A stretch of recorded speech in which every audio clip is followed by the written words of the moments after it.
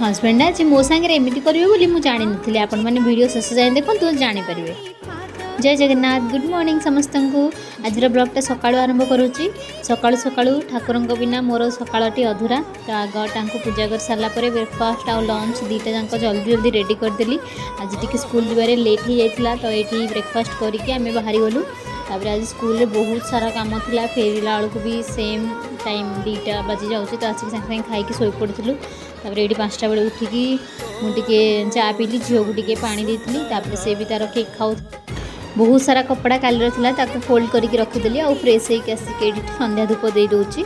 आज हजबैंड एमती कि मो सांगे से संध्या बेले आज सब ऑफिस फेरला बेले कॉल करती मत आज कॉल करना कि पचारि भी ना कौन आनिबी।